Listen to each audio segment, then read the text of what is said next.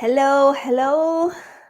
Hi. Here in Toronto, we had snow last night. So still, we are interviewing with somebody from LA, and she's in hot, sunny day.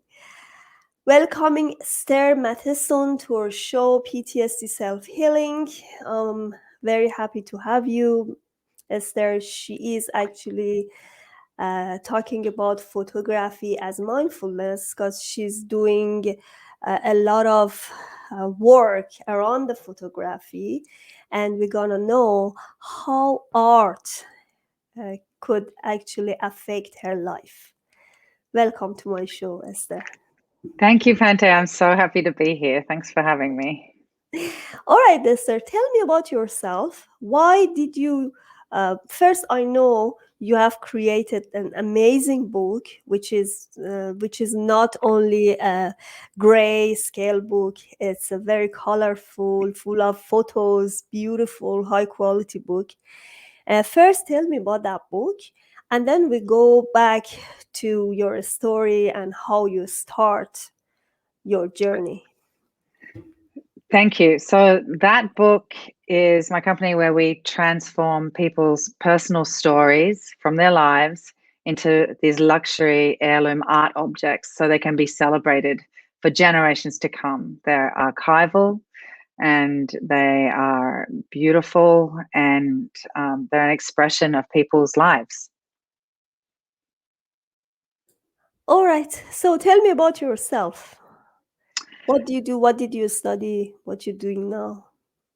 So I started life as an actress on television, Wow. and yes, and then I worked on television for a little while, and then I um, switched switched careers and went and study design, interior design. But then while I was studying design, I was cast on a lifestyle show presenting, so I was on television again. And then when I finished studying interior design, I realized I didn't want to be an interior designer. So I went and worked in the National Maritime Museums, designing exhibitions for, scores of people to walk through, tens of thousands of people to walk through. And then at some point, my husband said, "Why don't you come and work with me in his company?" He had a commercial photography business. And so I did. And so I was doing that for the last 10 years. And then somewhere along the way there, I realized that all of this just wasn't, even though I'd sort of reached some really good, some heights in all of those jobs and really had some um, great wins, none of it had really made me happy. And I realized that I wanted to tell personal stories, not brand stories. I wanted to be responsible for the stories I told and to find them and to formulate them and so I came up with the idea of that book where we literally, if you think of your life as a TV series, we'll come and photograph one episode of that TV series in still images, and then we use those images as the basis for a piece of art about your life, about that moment in time in your life. And so I bring my team and we create custom artwork and beautiful bespoke design, and we collect ephemera, we collect like anything that might relate to that story, tickets or letters or postcards or old photographs or things that have been maps that have been drawn or like a page from a guest book we've also put into a book, and we bind all of that into this really beautiful piece of art that your family can look back over and treasure for generations to come. That's Do how I you got there. have? Oh, Sorry, sorry. I was just going to say, it's the funny thing is that I realized at one point that I've been telling stories my whole life. From being an actress to working in the museum. Working in the museum, I was telling the historical stories, and then as a commercial photographer, telling brand stories, but now telling these personal stories is really what speaks to me and what I think I've found my true calling now. Beautiful. I guess people have the art in their nature. All of us have. Mm-hmm. All of us have this. nature. But the point is where we can discover it. It's a point. I know some people start from some point of art, let's say painting, and then they say, oh, maybe I have to go and do something in designing, or I have to go to maybe music. I found out people who are artistic, I mean, they have a natural desire for art. They can do bunch of artistic related activities.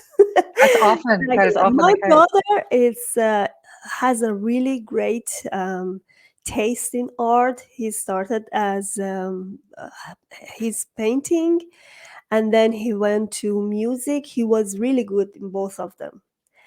Mm, So his love was somehow he went to career as a computer programmer, and then he stuck there. But that's interesting because he married to somebody who draw as well. mm-hmm, So it's like artistic family, and their daughter, she's 4 year old, and she also loved drawing. mm-hmm. You see, this is like a gene in everybody's in that Yeah. family, right? Yes, I mean, I definitely come from a very, very creative background. And it's true what you say. A lot of creative people are fluent in a lot of the different artistic fields. And I think it's your mind just works in a certain way where you are you want to express things visually or through, but you want to interpret your experience or something that you see, but you have this need to interpret it.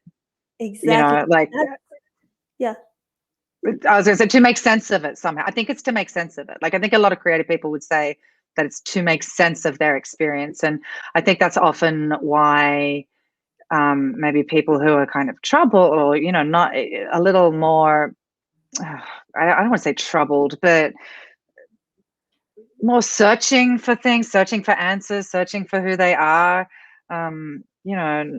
Searching. I think a lot of artists are searching. I think I've definitely been searching my whole life.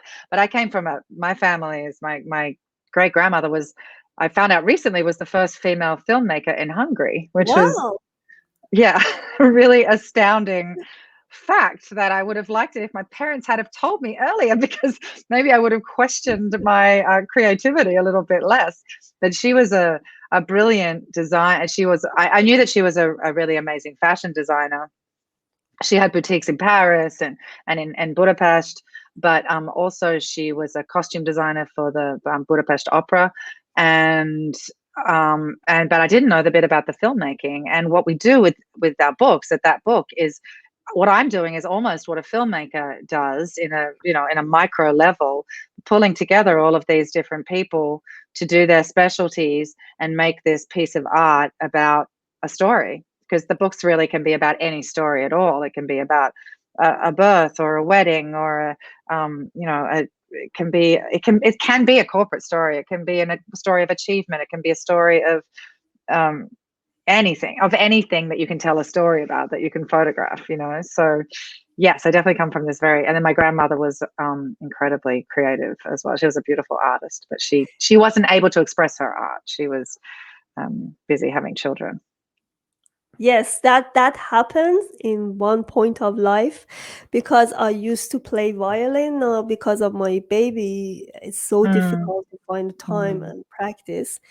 But mm, expressing help you heal from mhm, traumas, and that's because we are talking about PTSD. And I know you never had PTSD, but all of us have kind of traumas in our life. mm, mm. How art could help you release from negative emotions, or when you don't feel good, sad, or unhappy? How it help you? Well, I think that it's expressing emotion. Like just the act of creating art is expressing emotion. I because of who I am, my emotional state, my relation, my parents were refugees to Australia. There was a lot of anxiety, growing up. My grandma, my grandmother she really like stifled her art, and she was a brilliant artist, like a beautiful painter and metalwork, and she was just absolutely fantastic. But she was just too caught up in survival, and and also the loss, like survival and loss, because in Hungary they were actually kind of really well to do, and they came, the family were generals and designers, and and then when they went to Australia they were very poor. And on the other side, my mother's side, my grandfather he was a janitor when he went to Australia. He was a doctor and a dentist in Hungary, but he escaped. They both immigrated. So there's so much trauma that goes with that, and then that's passed down. And I don't even think Exactly. I realized that I had it, but for some reason I didn't express. I wasn't expressing my creativity, or really, I didn't trust my creativity. I don't think I understood how strong that side of me was. I think I was too caught up in the trauma. So when I did start to, in fact, it was some friends in San Francisco when I was living there who said that, that pointed out that I'm a creative person, a very creative person, and that I wasn't doing anything creative. And it was when I was working with my husband, and we were working for a very corporate client, and I was really stuck doing really uncreative work. And yes, I was on a photo set, and there were pictures being made, but it was very uncreative, and I was going crazy. Like I just felt like it was like stifling, like I couldn't breathe or something. And my friends pointed this out, and they said, you had that idea about the books, you should really make that happen. And that's when I started to really research how to do that. And it's been it's been a 4-year process, but making the books and seeing something that I visualized come to life, like, and creating it, has given me, it gives you confidence, it gives you a release for those emotions. It allows you to express, and it's creativity, sexuality, and emotion is all just so tied up together that I think That was and beautiful. I think everybody's a creative person too, as you said. And so we all need to be creating in some way,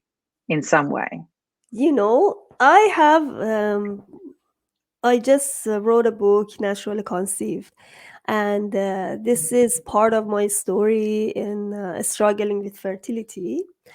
The Mm-hmm. moment I discovered how creativity could help healing from trauma and all the blockers that I had in my mind, I started releasing it by violin performance, going public speaking, all the Wow. fears that was there hidden, all Yeah. of them, all of them I tried to overcome.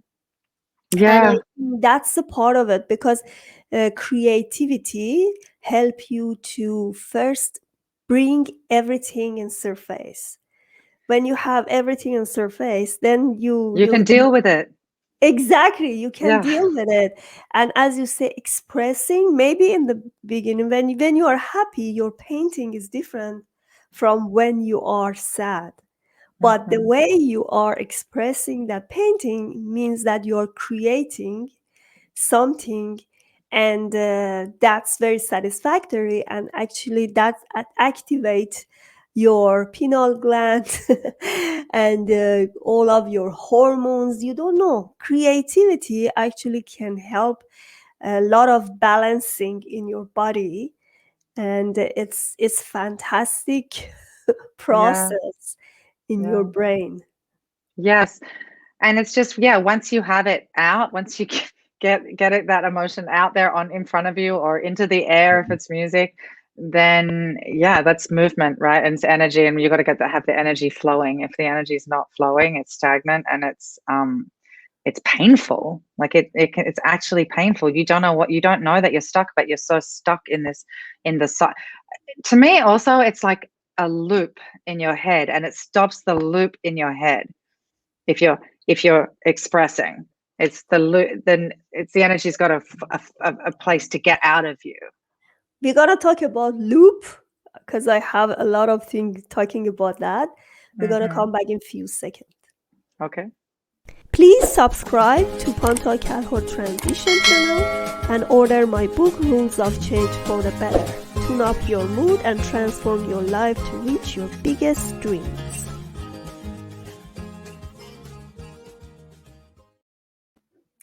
You know about this loop? When I was a software engineer, I used to do programming. And in programming, we have infinite loop.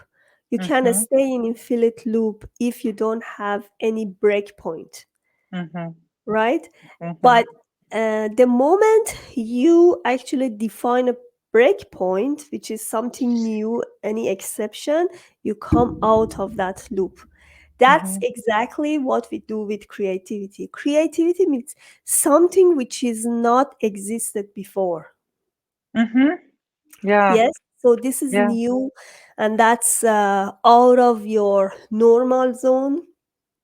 Yeah. You are creating something, and you actually order your body to be creative, and all the cells and your hormone try to generate something. Yes. Because we're creative beings. We Yes, are here to create. I really believe that we are yes, here to create ourselves into what we're supposed to become. And I think that once I realized that, once I stopped just living sort of without so much what's the word, like I was living without deliberateness before. I was just kind of living. And then when I found the books that I wanted to do, and I really started to throw myself into that, and I mean, we won, like with our first book, we won the book of the year at the British Book Design and Production Awards. I mean, we beat, this is a big award. wow, I'd never heard of it before, wow, but good but job. it's thank you. But it was like the top award in book design and production in probably in Europe, at least in the UK. And that was just because, I mean, I did, yeah, as soon as I started to follow my heart and do this thing that I was passionate about, I attracted the most incredible people to me. My book publisher is a phenomenal book publisher and creator. So I was working with him. So he had the best bookbinders, and he put me in touch with this incredible designer. And so all together, we had this amazing team, and we took out the top award, which I'm talking about. We beat Taschen and Faden and like all these amazing huge publishing houses with unlimited budgets. And that just shows what you do when you release your creativity, like what Yes, you and trust it and flow with it. And it was, yeah, and it was really about being deliberate with my life, and that is, being responsible for yourself, and being living with care, I think. yeah, I like this idea. What I did, like when I was a project manager, first, when we had a very complicated project, everyone, oh, how can you do this? I said, I see the big picture. I visualize that it's done. And Yeah. because I have this frequency, right people come to my Mm, team. So we mm, have a right people in the team and try to make it together. yeah. And because you had this frequency, right frequency, and you really focused on that work that you were going to do, that happened to you again. Because you easily you can waste your energy by Yes. doing stupid stuff and Yes. dispress I mean distribute your uh, energy in different tasks which is not really related, and by justifying yourself that I'm doing something. Mm, That's what we do when we work for someone else. But when mhm. you have an ideal goal and you have a focused energy, then what you do, just a little bit of creativity, and you have right people come to your door, and then that's done. When I wanted to write this book, this book, I just published Mm-hmm. it. I told myself, okay, first, I started writing it and I said, okay, I need some other people coming to my book, like top fertility experts. I had this visualization, I had the right frequency, and then suddenly I connected to right people. I'm very amazed how supportive they were and how this happened, because I Yeah. had this imagination in my mind, this book gonna be done and it's Yeah. gonna hit bestseller. That's exactly what happened when you have focused energy, and Yeah. you can create something from the scratch. You shouldn't afraid of what you're doing, because this is your unique idea that can actually change your world. And Yes. Like, if you are not creative, you don't have any excitement. yeah. You No, see you're not. kids. Yeah. Yeah, go ahead. I was going to say, yeah, you're not making something. You're not discovering and you're not growing. And we're here to grow. And if you're not growing, then not, that's not living. Yeah. My baby, she's 3 year old. When you Mm-hmm. give her something to play, she's very excited. Oh, I need this, I need that. And then after some time, she get tired and she needs something else. Mm. But as soon as she sees something new, she's very excited. That's what happened to us. Mm-hmm. Creativity makes us excited, and Yeah. that's part of your life, because excitement of it create a lot of energy, Yeah. right? And that Yes. actually start those flames in your heart that you're gonna do a great job. But some people have a lot of idea. I see a lot of people have this great idea, because they don't have that focus energy, and they don't have that starting point. And the These belief and exactly, it's and the belief. belief, yeah. So, Yeah. do you have any sample of this book? Yeah, so I do have it, and it worked out. And what you were just saying though is so fascinating, because I've had that experience in so many different ways recently, since I started to believe and since I just started doing and um, doing things that excited me. Um, I also, somebody suggested that I should write a TV show about my books, and that I would have a TV show about my books. And I decided to embrace that. And when I started to write it. And once again, all of the correct people came to my, let me just try and call her, came into my life. Um, and from the like a guy from Netflix walked into my front yard and helped me. Could you grab? Oh, thank you so much. My Wow, trusty assistant has brought it. Thank you, probably Ivy. she's watching the show. Can I see um, it?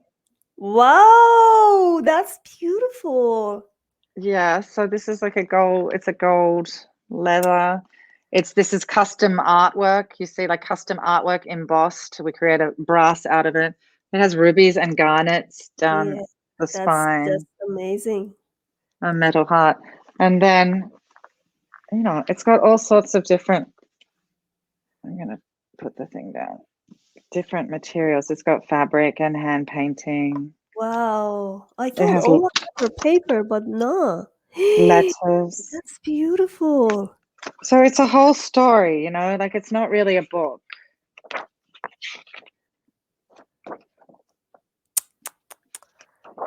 And then this beautiful photography. Wow. So, this is our 50th birthday party in Sayalita. We paint on the photographs. So you're doing it for the people, right? They can order this book? It's private Or they- commission, yes. So we Yeah. discuss like what is the project that we're going to make, this kind of thing. Like even the little surfer girl, she surfs across to the other page. Wow. So I yeah, it's like like a it. little, it's very experiential, Yeah. and yes, and tells this very full story. And yes, so when you're going through it, you actually, the papers are so beautiful, and They have heavy papers. It's not. It's actually it's a piece of art about a moment in time, basically. It is really. So I see that you have a Facebook page, you have Instagram, and you Yeah, have a website, yeah. thatbook.net. So everybody can contact you through these connections. Yes, they can. Yeah. Yeah, and we're happy to talk. I'm happy to talk anybody through it, and and explain it further, because it is a new concept and it's not something that exists outside of my business. It's just it hasn't been done before, which is extraordinary to me, that when you have an idea and you start to research it and you think it's the most obvious thing in the world, and then it's not existent, which is Yeah. great. Which is great. You know, Yeah. everybody, you know, everybody look at uh, their memories in past. You can't believe how these pictures are memorable after years. Let's say you have your baby when she's like just born, and then you see her growing, age Yeah. of 3, and maybe more. And that's the only thing that can stay. The Voice foot. and yeah, photo and voice, they can stay, and that's the only thing you can just keep it for years. And I guess print version, I always love print version rather than just digital one.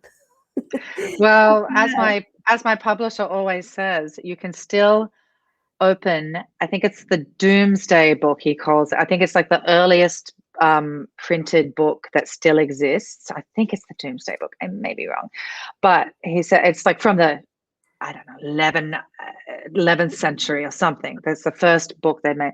Said you can still open the pages of that, and you can't open a floppy disk from 1970.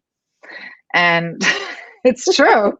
It's like this, they're real, they're physical, tangible things. And I think now more than ever, we are desperate for that. Like just these moments of permanence, these quiet, bubbles of space, of beautiful, memories, as you say, um, with so much noisy content, and everything's so fast, and like in tiny grabs, and repetitive. And if you can just, you sit with that thing for half an hour, and you're transported back to that moment in time. And that's the thing about photographs, is printing them out. If we have them in front of us, we can be constantly reminded by, and that's why frames and hanging them on the wall is such an important thing for our happiness and our joy, because it's reminding us of these happier times from the past. And that's how, if we're not happy in the present, that's how we can make ourselves happy, by remembering more happy times. And photographs exactly. allow Yeah. us to do that. Yeah. All right. Thank you so much, Esther, for being here. Do you have any last words to give us, my audience, who have a lot of blockers and need to discover their recovery approach with creativity? Yes, I would say if you have an iPhone, then just take your phone and take little photos of things that make you happy around your house. Look for things that make you happy, because taking a photograph is mindfulness, because you have to look around you and and root yourself in the moment. You have to choose something that makes you happy, and then you focus on that thing, and then you like focus in tighter and frame the shot. And then and every step you're getting more and more focused on the moment, and then when you take the photograph, then you're tied to that moment forever. Yeah. You focus in, and you have to look around you to find the picture you want to make, the thing that's going to bring you joy, and then you have to frame it, so then you like focus even harder on that moment, and then you take the photograph and you tie yourself to that moment forever, for the length of the life of that photograph. And what is mindfulness but being in the present moment? So all photography is mindfulness. It's about being very, very present. And I truly believe that can help you, like that little thing, stopping, slowing down, being in the moment, being in the now. We know that that creates gratitude, and gratitude creates joy. And I wish all of your viewers a great amount of joy. Yeah, I And love actually this idea about the mindfulness as photography. Photography as mindfulness. I it never makes a thought lot of about sense, it. right? Yeah, isn't it? Because we talk about the focus energy, and that's exactly related to what we talk. Yeah, And yeah, you're right. I love photography. I have a yeah, professional camera, and it really helps. I used to live around the High Park area here. yeah, High Park area in Toronto is a very beautiful place. yeah. We have a very big park with right now it's blossom, but now we are not living there. And Hmm. it was a really beautiful place to go and take a photo. Yeah. We had lake and everything. And It's I slows you down, right? Just yeah, it slows you right slows you down. down, and the point is, you get very detail oriented, Yeah. because you look for beauties to capture, or you look for the moment. Let's say I was going to do the photography when a bird um, fly Mm. Mm. when a bird flies, yeah, and It's then capture amazing. the right moment when she started taking off Yeah. the lake. So I captured those moments, and that was beautiful. Like, And that's going to be stuck in your memory forever, right? Because you were so yeah, focused on it. forever. Yes, so you can create a lot of, even with the mobile camera, you don't need to have like professional camera No, to no. have. Right now, all the mobile cameras have the HD phone. This is Yeah, fine. This is, they HD shoot camera. movies now on this. So, Exactly, HD movies, isn't it? yeah, yeah. So Technology. it's amazing. Amazing. Yeah. Thank you so much. I really enjoyed it. And I Thank you. try to go back to photography again and enjoy Yes, it. do it. Well, I wish you luck with it. Thank you so much for having me, Pante. Thank I you so really, much. really loved it. Yeah.